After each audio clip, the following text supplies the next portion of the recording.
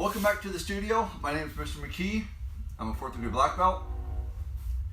And so if you looked at the thumbnail, we're going to do that exact self-defense move. So this is an attack from the front. So someone's trying to shoot for the legs, shoot for your legs. And what you're going to do is you're going to just sprawl out, push them to the ground, and then step away and then get into a good self-defense sparring stance, and then you're gonna look for any other threats that are around. But other than that, that's pretty much what we're gonna be what I'm gonna be teaching you today. This one is not gonna be so much striking, here. This is just they're trying to shoot for your legs. You're just going to sprawl, push them to the ground, step back, sparring stance. There's really no need for elbowing to the back, which I guess you could do that, but if you do this technique right, they're not going to have the upper hand at all with this. Okay, so spoiler alert too is this move is not a typical, well, let me rephrase that. It is, but where I learned this move was wrestling. I used to wrestle as a kid, and I remember this was one of the first moves I taught you was a sprawl. Because, in wrestling they shoot for the legs, and you sprawl, you get on their back, put all your weight on there, and then of course you guys go to the ground and then you start wrestling out from there. Same concept.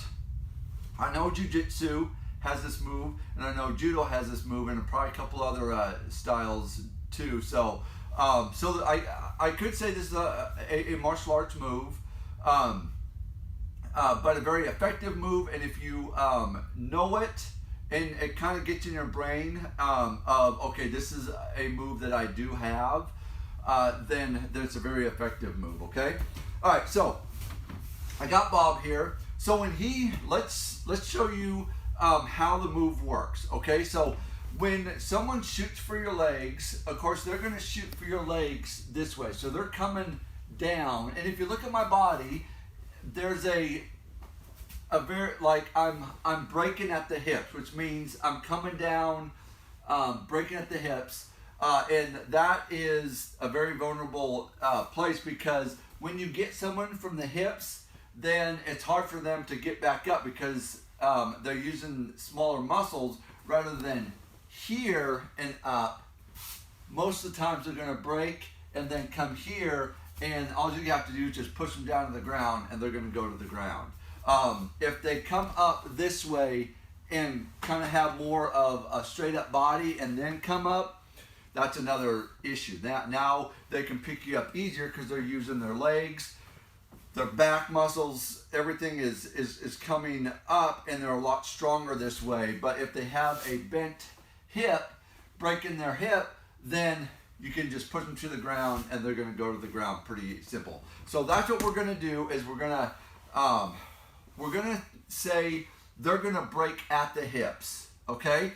So when they break at the hips, okay, first thing you want to do is you want to try to get their head on one or the other side of you.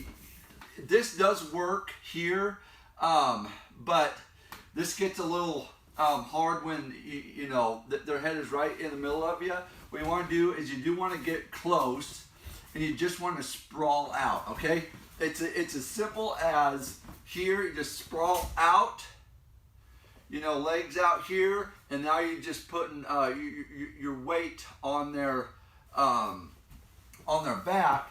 And when you do this, really you can just go down and just lay on top of them, and they're kind of SOL from there, okay? So here, you just want to sprawl out. And what I would probably do is, instead of, elbowing the back of their head and, elbowing the back, I would just here, and I would either just push them to the ground, bam, or I would just push them back in a sparring stance and kind of then assess my situation to see if they have any people that are gonna, you know, that are on their side that are gonna try to attack you there. Most times they won't. Most times if they do have buddies, they'll kind of just stand and watch their friend get, you know, eat some dirt. but yeah, pretty simple there is you just sprawl and then you just push them to the ground, because it'll be easy, because all you gotta do is just push them to the ground and their body weight will take them to the ground, and then you just take a couple steps back, or you run, get out of there. If it's a real bad, hostile situation, more likely I would just, you know, turn and run, get to your car, get to a safer place, whatever it is. But really, that's really it. I could teach you all kinds of, you know, joint locks and, you know, punches and stuff, but really there's really no need. And then really most of these techniques won't work this way. I mean, a good elbow, maybe a choke. Use their clothing against them. You know, if they got a hoodie, you could take the hoodie off. You know, you can grab their hoodie as you sprawl. Then you can just do one twist, pull up, and they're going to be choking themselves with, you're going to be choking them with their own hoodie. There's a lot of different clothing manipulations you can do, but this is just a quick, easy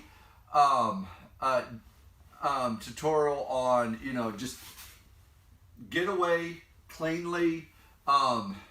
You hardly touched them, they hardly touched you. No harm, no foul if they, you know, just stay on the ground. Things like that. Pretty simple there. But if you like this one, go ahead, like, subscribe. If you have any questions on this one, if you want me to go further in detail, I'll do that. If not, then this should be good. So till next time, train hard, train smart. See you in the next one.